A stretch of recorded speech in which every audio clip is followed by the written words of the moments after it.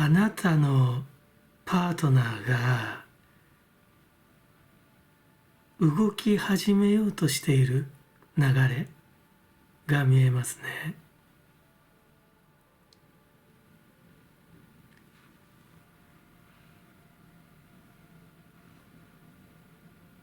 まずね、このエースのソーズだけど、この逆の三角形のこのカードね、あなたの楽園、あなたのとても居心地のいい場所、今までいた場所、あなたの思惑とは関係がないところっていうのかな、あるいは水面下でお相手さんが意を決してね、動き始めるよって。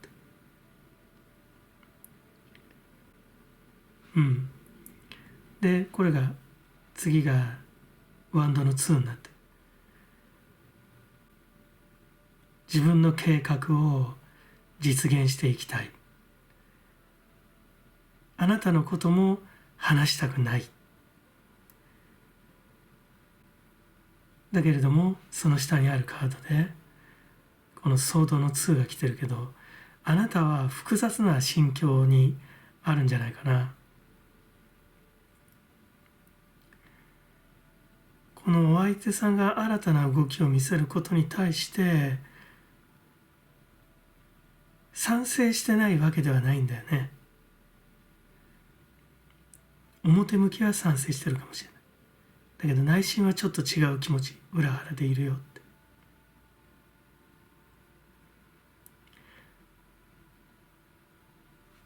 この三角でいうとさ、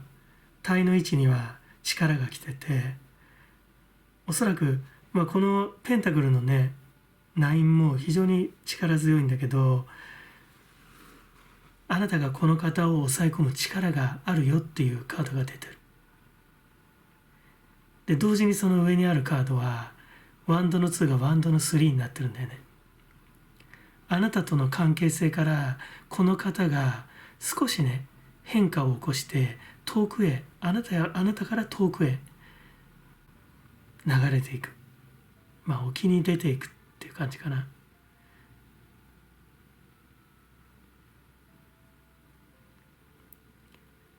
霊界からの超重要なメッセージ。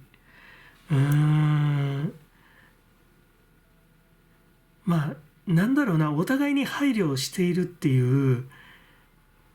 メッセージは来るんだよね。気を使いながらもちょっとズレが出てきてて、それが少し深刻化するかもしれないね。今の状況、お相手さんとの関係に楽しむことができなくなっている。満足している部分も大きいけれど、楽しむ気持ちを忘れがちなのかもしれない。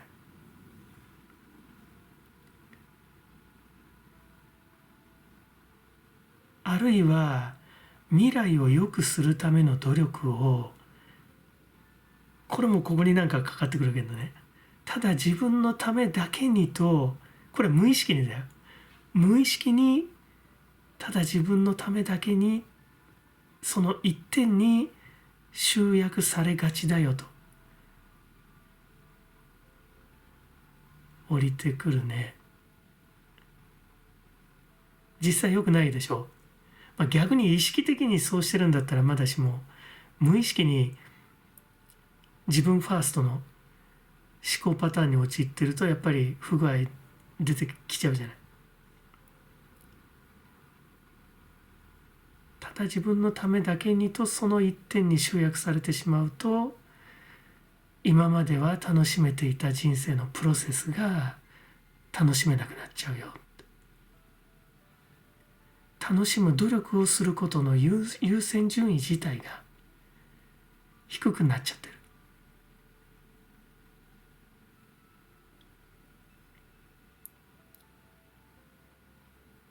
まだ淡い感じのするスプレッドで、じゃあだけどこれが超重要な霊界からのメッセージとするとね、今はまだ些細なすれ違いだけど、そのズレが大きく広がっていくんじゃないかな。お相手さんは動き始めてるよって。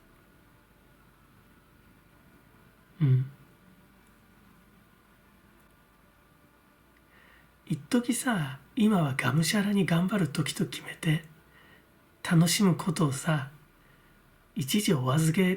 て言うんだったらいいと思うんだよね。だけどなんかちょっと楽しむことをね忘れてしまってるのかなって、そこをすごく工事のね、あなたの存在、あなたを見守っている存在は憂いでいる。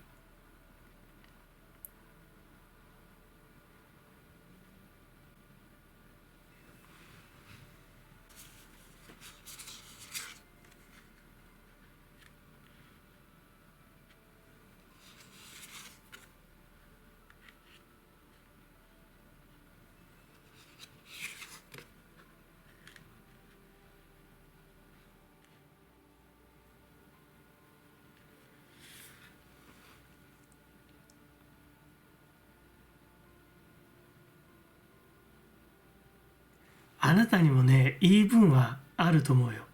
あなたがあなたの一人の世界に閉じ込まなければいけなかった理由があると思う。そこら辺をお相手さんもやっぱり後ろめたさがあるんじゃないかな。すごく気にかけてるっていうのが。だけどあなたが気づかないうちに、あなたのお相手さんは大きな計画を立ててるよって、それに突破口を見出してる。トランスフォーメーションが出てるけど、生死をかけるといったような大きな、一回死んでまた新たに生まれ変わるっていうような、それぐらいの強いカード。だからなんか一年発起してさ、すごい変わるぞ、変えてやるぞっていうような思いで動き始めてる。で、ちなみにこのお隣も変革を感じる、リニューアルだね。リニューアル。このソードの2のさ、バックに書かれてる海がね、緊張感を感じるけど平静さを保ってると。だけどこのカードは大洪水来るよって、ナイルの氾濫が起こるよって。だけどその氾濫が来ることによって豊かな土壌が築かれる。だからある意味今のあなたたちの関係性にとっても必要な大変革、大嵐なのかもしれない。ただまあトランスフォーメーションもそうだし、このリニューアルもやっぱり変革のパワーがものすごく強い。今はまだ均衡状態かもしれないけど、これからでっかい嵐が来るよって。準備しとけって感じかもしれないね。でこれは Being Ordinary、まあ日常を愛せだね、まさに。普通であれ、あるがままの自分であれ。このストレングスだね、力にかかってる。あるがままのあなたはお相手さんよりパワフルかもしれない。あるがままのあなただとこのお相手さんを押さえつけちゃうかもしれないけど、もっとなんか素朴にやっぱり日常の些細なことを楽しみなさい、そんなメッセージに感じるな。お相手さんもね、あなたに信頼を置いている。少しマンネリに陥りつつある時こそね、日常の些細な出来事に驚きや喜びをね、感じ合えるマインドを忘れちゃいけない。これ個人的にさ、驚きや喜びをさ感じるのは簡単だけど、これを互いに共有するのってなかなか難しいよね。本当にね、マンネリに陥ってる段階になると本当にこれ難しいことだと分かるんだけど、だから元の2人に戻るわけではないんだよね。切磋琢磨して揉まれて強くなった、だけど原点に回帰してね、シンプルに戻る。だから一周回って同じような地点にまた来る感じかな。だからその段階に来ると本当に日常の些細なこと、being ordinaryで普通のことを楽しむことができる。そうじゃないかな。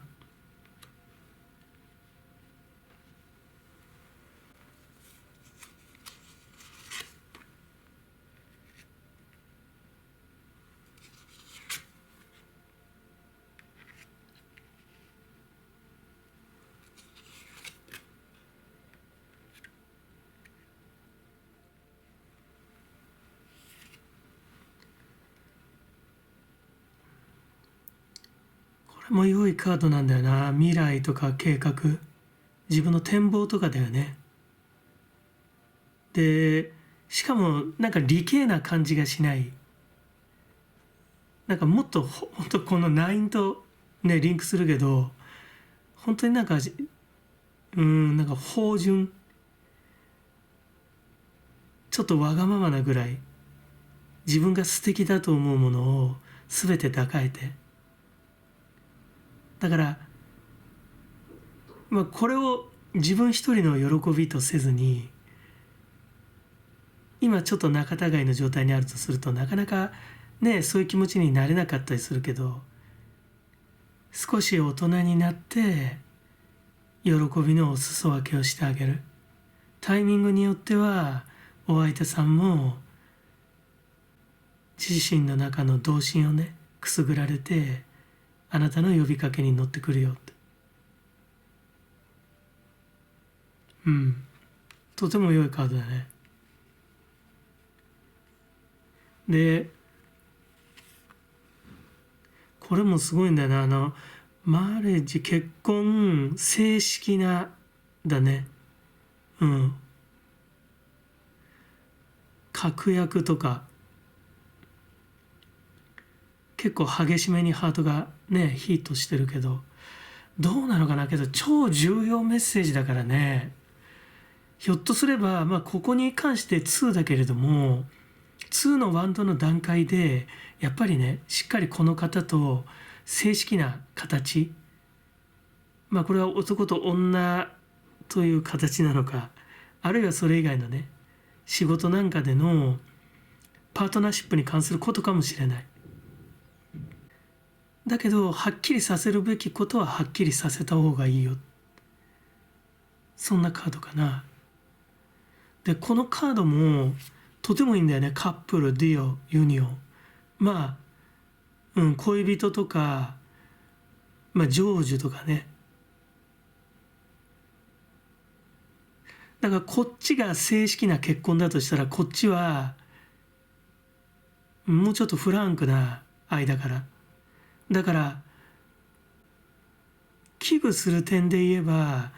まあ2のカードに関しては、まああなたとお相手さんかもしれない。ただこの3のカードに関してはワンドがね3本あるわけじゃない。だからひょっとすればあなたとの関係性にいたたまれなくなって、この方が浮気心を出すかもしれないね。でその浮気するお相手さんとまあユニオン結合しちゃうかもしれない。フュージョンしちゃうかもしれない。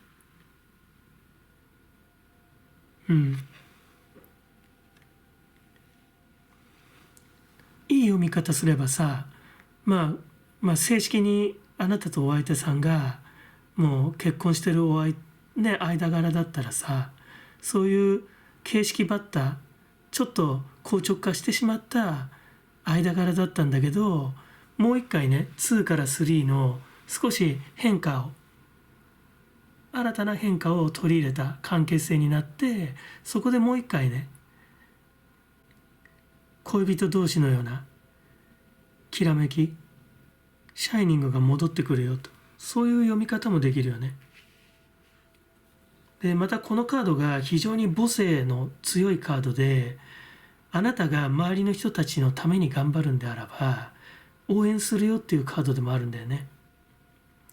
あなたはとてもパワーがある人でとても強い人だから、その力を周りの人たちのために使いなさいって。もしそういう行動を起こせば、私はね、このカードはねお力添えするよっていうねメッセージになってるよ。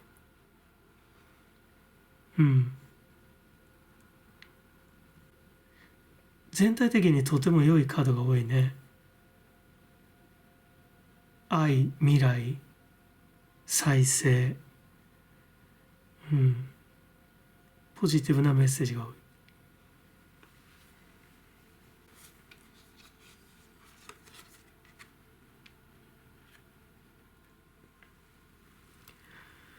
ほほでみのみこと、まあ笑えかな、笑顔、多くの人を笑顔にしろ、あるいは子供たちがキーワードかもしれないね。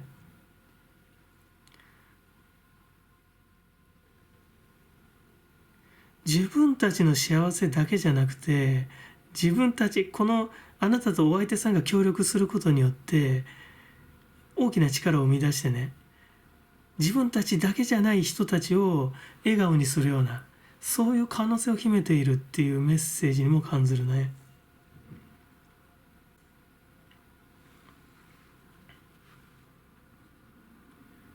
あなたの力があればどんな苦境も腹に収めて生きていけるでしょう。だけどその自分の未来だけを見つめるんじゃなくて、お裾分けをしてあげなさいっていうメッセージかな。そうするととっても良くなるよと。だからその手前のメッセージとしたらね、やっぱり今の状況で硬直した状態だとお相手さんがあなたの知らないところで動きを見せてる、あるいはちょっと気づいてるかもしれないけれど、そこであなたが突っぱねちゃうと本当にこの方はね沖へ出てってしまうから、それは注意しなさいと。そうだな。だから最初のねスプレッドだと結構均衡が保たれててまだ平静を装ってられる状態だけど、結構でっかい、動きが来る、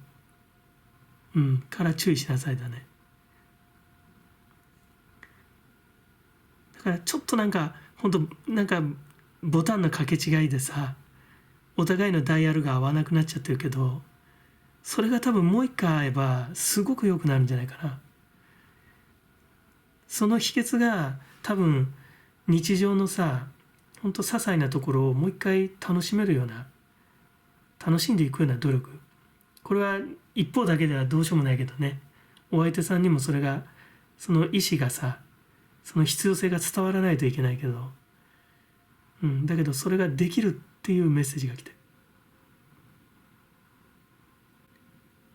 霊界におられるあなたの守護霊様、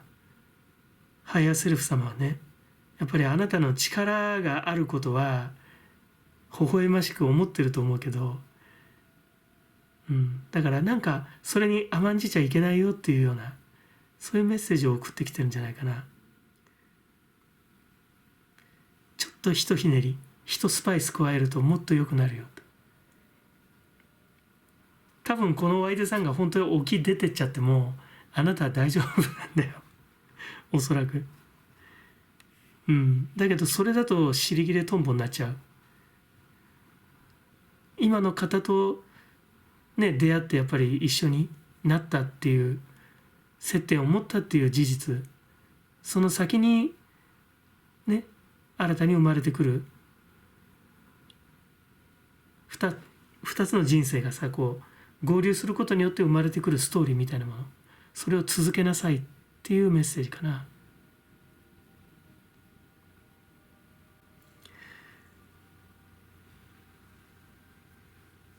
だけどなんか子供たちの笑顔が結構怖く感じるのは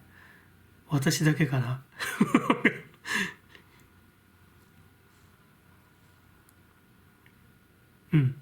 だからまあなんか一周回って元の原点には戻れないから、本当大きく回ってもう一回原点に帰る、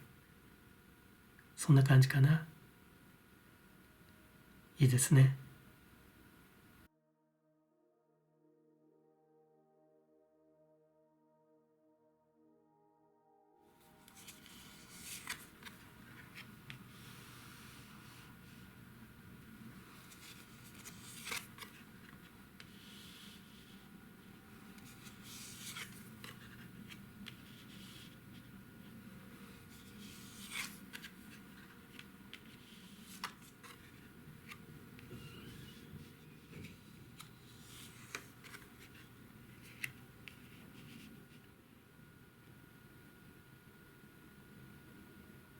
あなたは後ろめたさを感じているけれど、訪れた大転機、その時しっかりと決断を下せば、それは無邪気になることかもしれないよね。自分の本当の気持ちに素直になることかもしれない。あるいは大胆になることかもしれないよね。そうすれば新たな恋を得ることができますよ。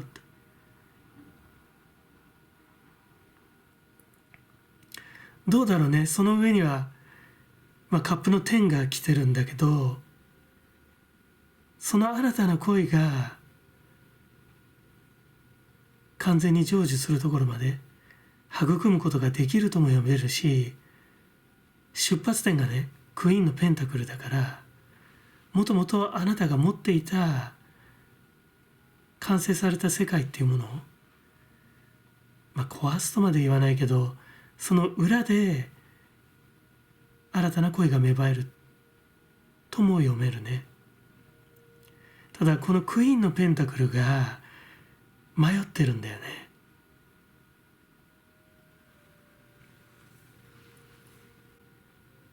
今降りてくる霊界からのメッセージ、ご先祖様、工事の世界、神や仏、それらの存在を感じているかいって。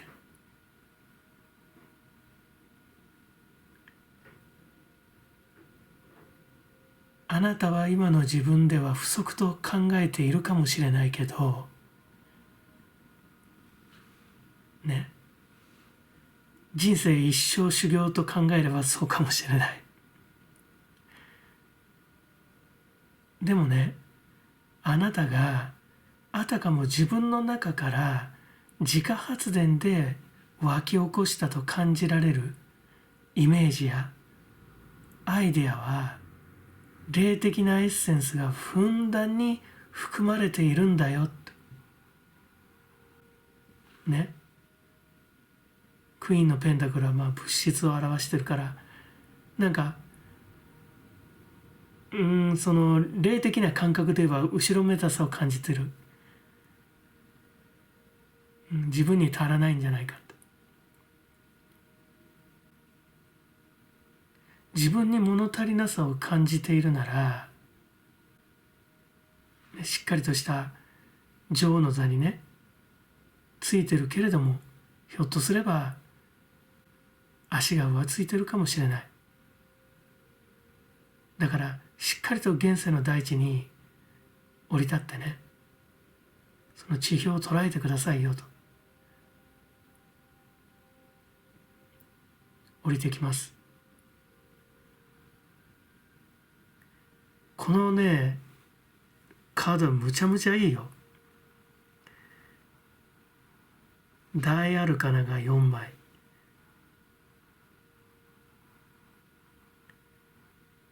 それ以外もクイーンのペンタクルと10のカップだからね。だからあなたが感じてる自分ではなんか本当に私はね工事の存在とかに守られてるのかなとかさ、なんかどうも感じられないなと思ってるかもしれないけど、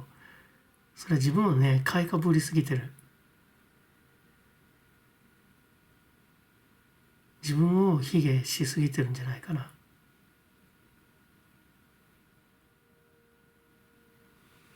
だからなんか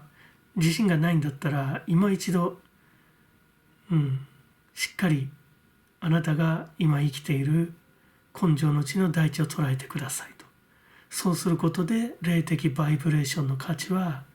あなたにもね納得ができるフィーリングにまで到達するよって。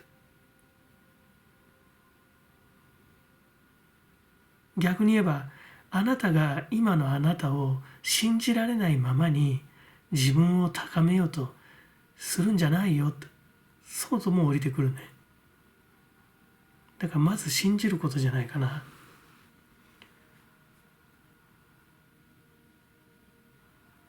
まあ愛の謀反かもしれない、危険な賭けかもしれないけど、それに至る道理っていうのはあったと思うんだよね。自分ばかりを責めても仕方がないよというような、そんなメッセージ来るな。大胆になれ無邪気になれだからね真ん中。そうすれば自分に正直になればもうすごい良いところへ来るよ。だからクイーンのペンタクルがもうまさに欲してる状態だよね。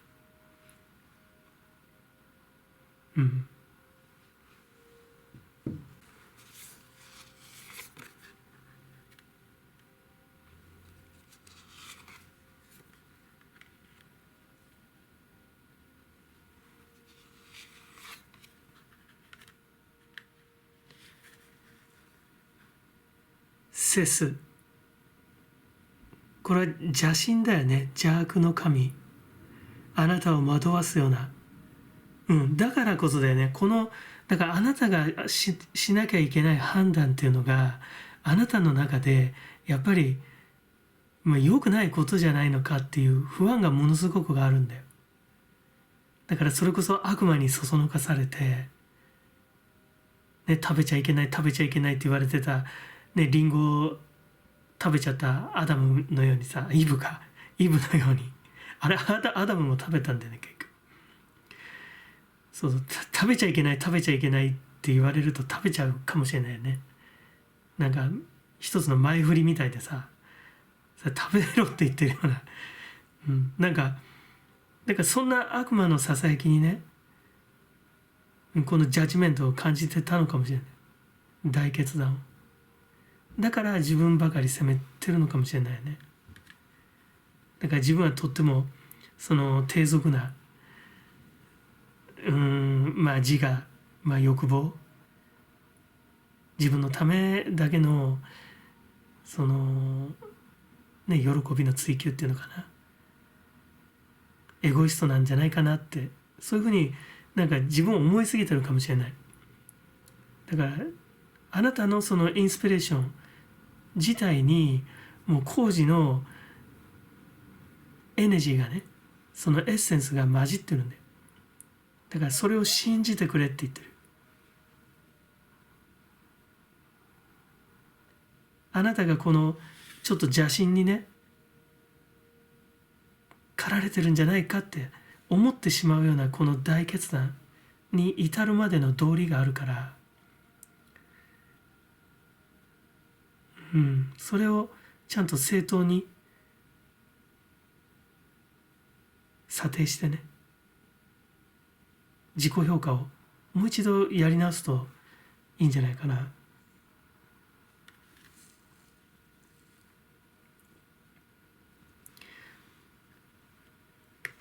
ホルス、むちゃむちゃいいね。安定と平等で、下のカードはザスターで、やっぱ自分の憧れとかさ、理想とか手が届かなかった存在とかね、それらに対して今まで以上に大胆になるよって。だからなんか陰と陽、善と悪、光と影、今までその両極をひとまたぎして立ち回ることができなかった。どちらかに偏ってた、いつでもね。だけれどもその両極をまたいで振る舞えるような。だから社会人でいうとさ、社会出たての頃はさ、生きがってたりね、生きがる理由としてはまだ経験不足でおっかなびっくりだったりとか、それがだんだんちょっとこなれてきてさ、良くも悪くも、なんかやっと自分らしく振る舞える。まだこのスターの段階だと初々しいわけなんだけど、やがてそれがとても安定してくるよって、その状態が。このザ・サンだってそうだけど、子供のように無邪気に喜ぶこと、それも今までは出しちゃいけないって、そういうポジションにいたかもしれない。だけど本当のあなたの喜び、感じたことを素直に表現すること、それが許されるよって。それがあなたにとってね、スタンダードな状態になるよってカードが来てます。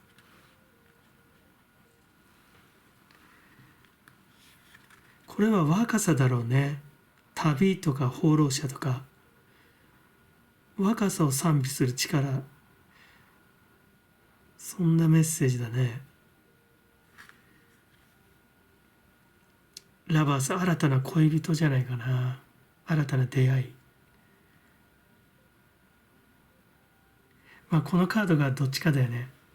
この新たな出会いがこの状態まで行くよと。こっちのホルスだとそうかもしれないね。だけどこっちのカードだともっと若い感じがするから、なんかこのラバースにすごく言及してる感じがする。若さのみにね。だからある意味安定した家庭、これは天だから、その晴天の霹靂で次何が起こるかわからないよって、もう完成した世界なんだよね。だからそこに新たな進歩を巻き起こす、こうサイクルが繰り返すようにさ、なんかそういうね若さの力を感じる。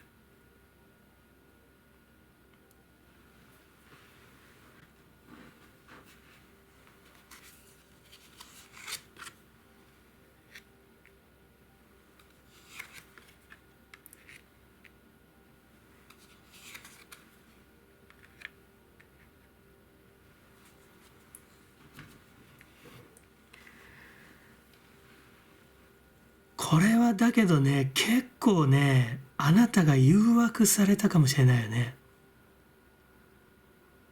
うん。まあ、愛人だよね、恋人。とてもなんか、やり手、魅力的。で、あなたも、その女性性、あなたの中の女としての魅力っていうのを、さらける。提示する。もうそれが自然なことだっていう。だから、自分の中の無邪気さをこの方に、やっぱり、この方の前なら表現できるっていうような関係性じゃないかな。だけどやっぱり結構強烈になんか惹かれ合って、このやっぱりジャッジメントでまたセス、この邪悪な神、このセスなんだけど、やっぱここにやっぱりちょっと後ろめたさを感じてるかもしれないよね。とてもいけないことじゃないのか。どうだろうね、時と場合によってはいけないことかもしれないし、だけれども時と場合によってはそれは道理かもしれないよね。愛し合うことは悪いことでないからね、むしろ素晴らしいこと。ちなみに我々がさ、工事の世界につながれる唯一のツールって愛だからね。愛って言っても、うわ、あの人もろ好みとかさ、もうドストライクとかってそういう愛じゃないよ。この工事の世界とつながれる愛っていうのは、例えば溺れてる人がいたら、気づいたらもう服脱ぎ捨てて捨ててね、もう飛び込んで助けていたとかさ、実は危険だから軽率にねそういう行動を取っちゃいけないんだけど、ただ気づいたらなんか体が動いてたっていうような、このレベルの愛だよね。だからいわばまあ人類愛、人類皆兄弟なんてインディアンよく言ったもんだけど、これインディアン結構本気だろうね、彼ら。本気でそう思ってんじゃない、人類皆兄弟だけど、この感覚だよね。そうどうだろうな。だからこういう状況だからやっぱりとても自分を責めてしまって、自分の決断が良くなかったんじゃないかと言ってるけれども、感じてるかもしれないけれども、そのね霊界からのメッセージでは、やっぱこうなってくるとそうじゃないかな。このいやいやいや、あなたの取った決断は最後はハッピーエンドまでいけますよと。だから、自分の取った決断っていうのをリスペクトしなさいと。自尊心を持ちなさいというカードじゃないかな。で、この下のカードは若さを信じろで。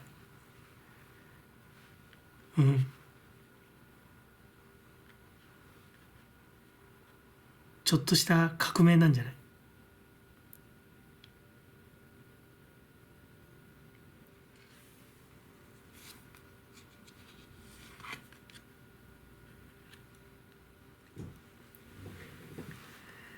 月神様、あなた自身を癒してくださいかな。とは言ってもやっぱりいろいろ傷ついてるかもしれない。この方との関係性でもまあこのホルスが出てるからね、平等と安定でいずれはね落ち着いてくるけど、今は結構なんかバチバチあるかもしれないね。月神様はなんかあなたを癒せ、あなた自身をヒーリングしろ、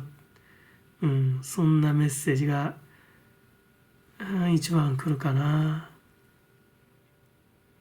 そしてね、やっぱりね、あなたのその霊的な感覚を信じなさい、自信を持ちなさいっていうメッセージにも感じる。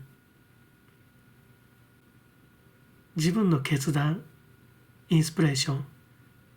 それには工事からのサイン、エネルギーっていうものがふんだんに含まれてるから、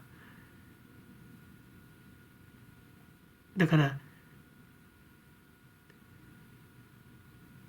霊的エネルギーって言ってこうボーっとこう霊的エネルギーが出てくるわけじゃなくて、あなたが普通に思いついたこととかね、ふと考えたこととか、もうそもそもそのこと自体にね、もう霊的エッセンスっていうのは入ってるんだよって、そんなメッセージもやっぱり感じるよな。あとはでやっぱり自分自身なんか傷ついてる、だからそれをヒーリングしなさい。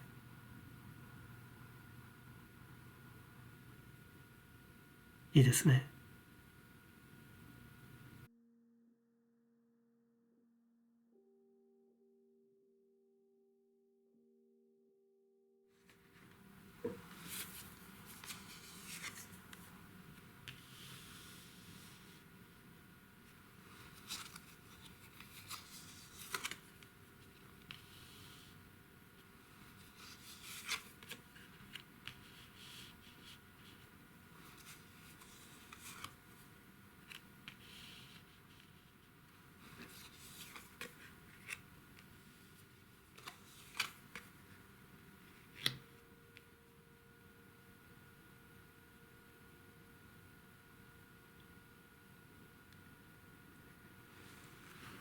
尻切れトンボになってしまう決断が中途半端に終わってしまうよってメッセージかな。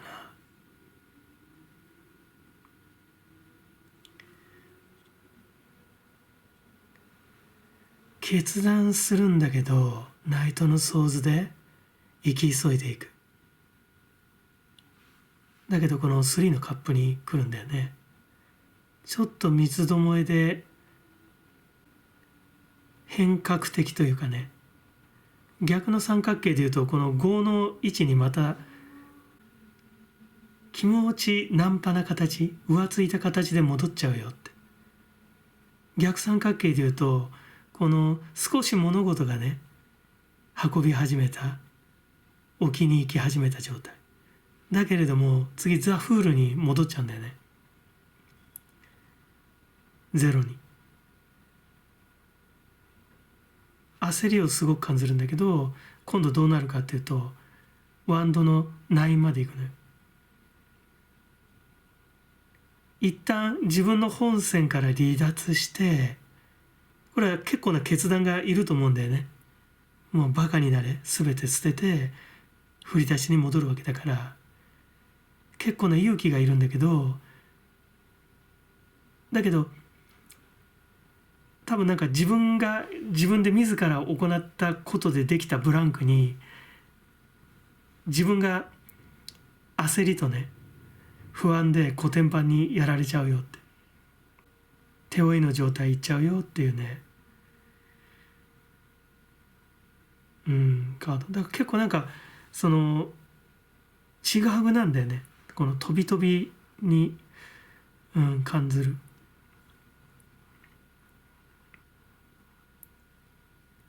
なんでこんなちぐはぐな状態になるかっていうと、やっぱりねとっても苦しかったんだと思うんだよ。苦しみや悲しみがあなたを人生からひととき脱線させてしまう。その間絶望があなたのアイデンティティへとすり替わっているのかもしれない。そんな瞬間に何度も悪魔は甘いウィスパーで誘惑したかもしれないよ。だけど甘いだけについつい乗っかっちゃうと、これだと思ってさ大胆に飛び出すんだけど、それはいいんだけれどもその後が続かないんだよね。自分の取った行動に、責任を取ってる状態なんだけど、だけど気持ちの上では、全然整理がついてない状態、結果責任が取れてない状態。周りも心配しちゃうよね。あいつ大丈夫なのかって。瞑想状態だよなって。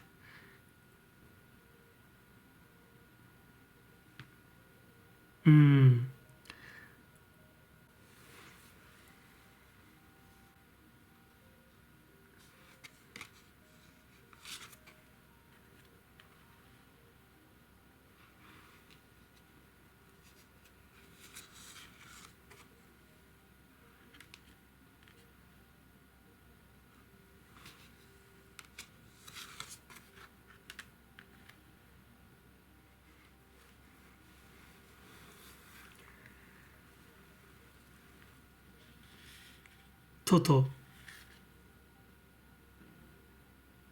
ホールネス、全体性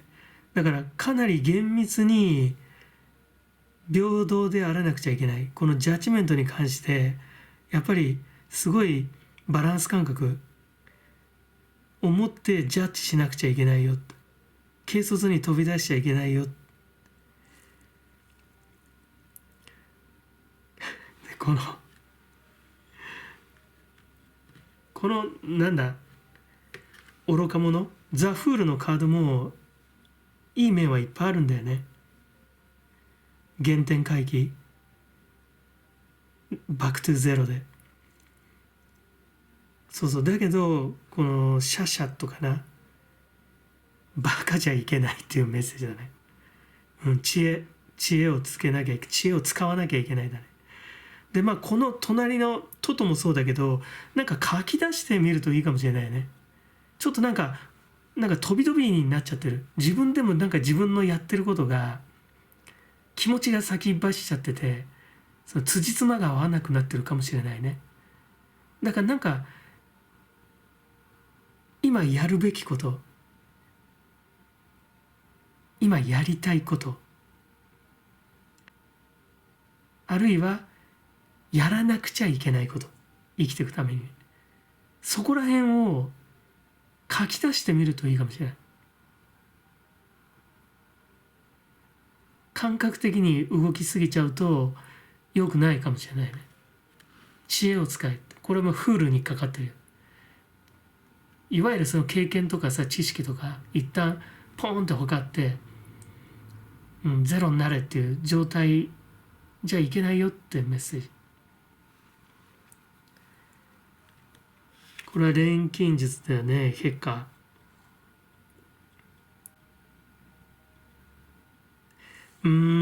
ゼロから編み出すしかない。フールがゼロだけど、なんていうかな、こういうふうにやればうまくいくんじゃないかとか、ちょっとなんか厳しいことを言ってしまうようなのかもしれないけど、なんかこう生倉家ではどうにもならん時ってあるじゃない。でこうマントを翻すようにさ、他人が翻してる個性のマントを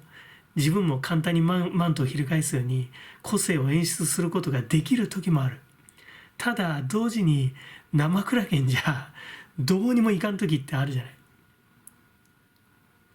ない。だからなんつうの、人の真似じゃどうにもならない時、もう自分が自分であらなくちゃいけない時、錬金術、もう自分が編み出す、価値を作り出す。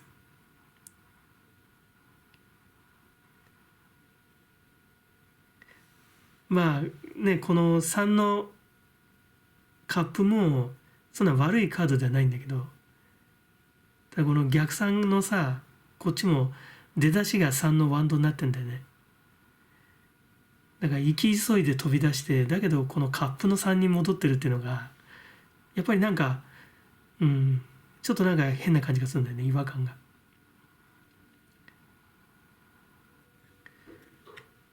だからなんかノリで動く時じゃないかもしれないね。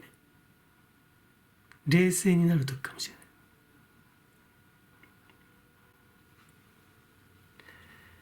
霊界からの超重要なメッセージ。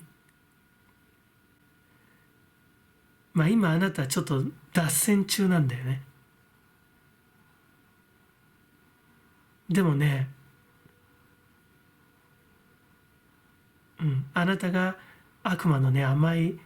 誘惑に翻弄されるのもそう長くはない。もう今ね、もうその最中の状態なわけじゃん。これがずっと続くわけじゃない。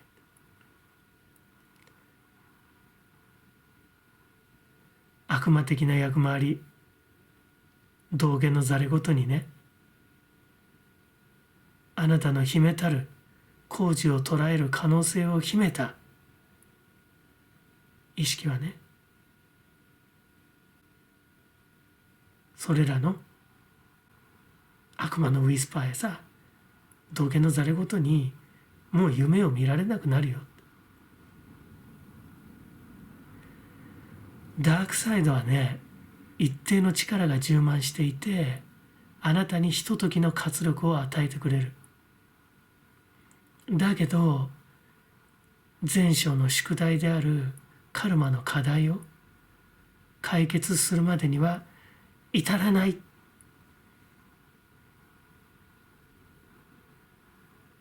降りてきてる。でね、もうすぐ春が訪れるから落ち着きなさいってメッセージが来てる。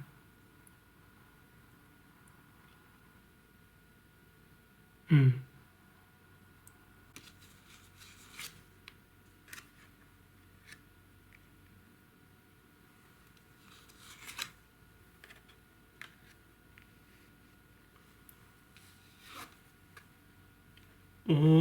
ー、これは結構いいのが来たね。本当に春が来るよ。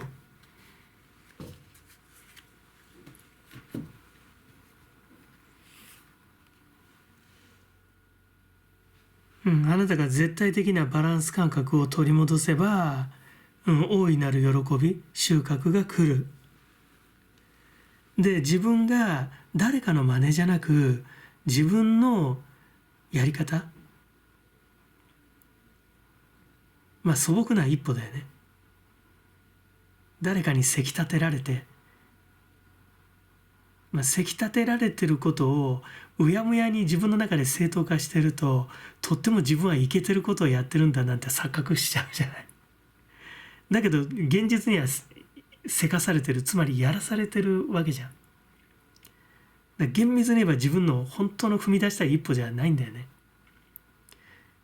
だから錬金術のようにもう自分がもう自分で作っちゃうんだよ。もうだからそういう態度にものすごくね、ポジティブであっていいんだよ。肯定的であっていいんだよ。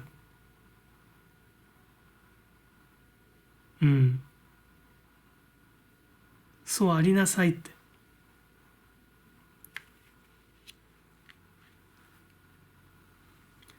で、真ん中のカードこれはだけど結構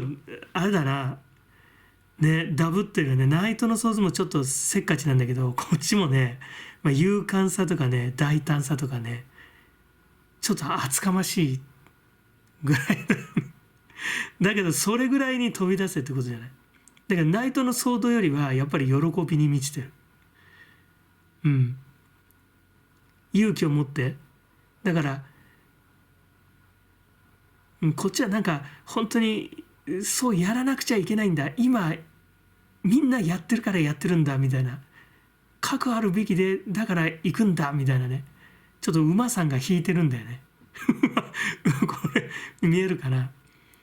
馬さんがね、そんなに鞭打たないでみたいな、ちょっと焦りすぎじゃないって、なんか馬がちょっと引き気味なんだけど、このナイトのそうこっちの牛さんはそんなことないもんね。だからあなたがそのね、ちゃんとこう自分のバランス感覚みたいなのを取り戻してさ、自分のそのさっき言ったやるべきこと、やりたいこと、ね、やらなくちゃいけないこと、そういうことをちゃんとさ書き出して整理整頓できて、で自分の本当になんか踏み出したい素朴な一歩、誰かにせかされてるんじゃない、誰かがやってるからああいうふうにやったらいけてるんだとか、そういうものを今求める時じゃないんだよ。そういうのを求める時があってもいいのよ。否定はしない。そういう時期があってもいいんだけど今は多分違うんじゃない。それでやってもちぐはぐなことになっちゃうから。だからここら辺ができてたらとても良いよ。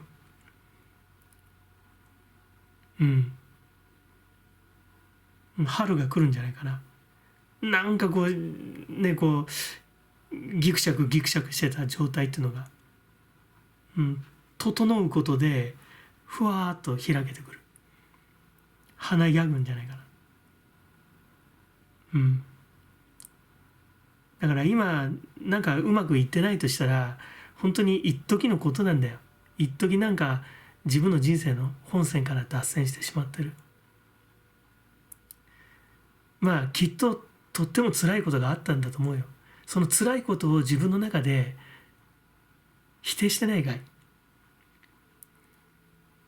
本当はとっても辛かったんだけど、いや私平気だわみたいな感じで、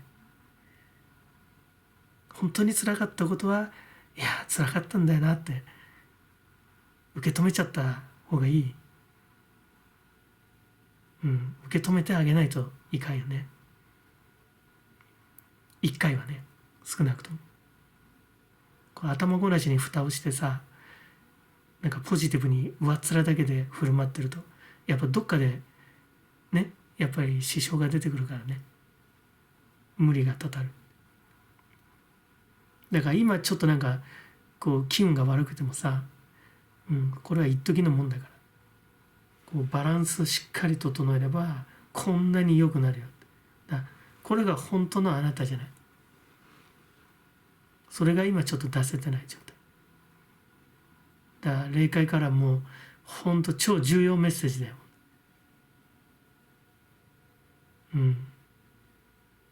見てるよ工事の人たちはね、守護霊様たち。あいつなんか糸の切れかかったマリオネットのようになんかぎこちない動きになっちゃったけど、あれ大丈夫かって見てるよね。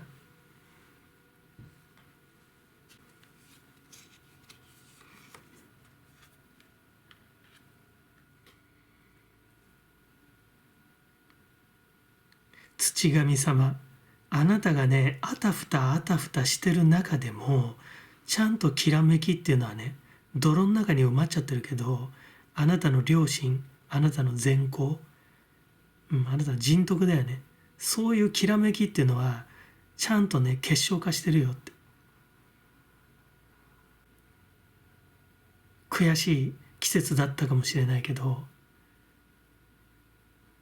だから整理整頓しない限りはなかなか、ね、掘り出す段階にはいかないかもしれない。だから一回なんかちょっとねリセットっていうか、こうドタバタしてる状態を落ち着けると、土遊びがしたくなるんじゃない。ちょっとなんか泥にまみれてもいいわぐらい、泥にまみれることによって、多分本当のきらめきってものを手に入るわって、なんかそういう感覚に戻ってくんじゃないかなね。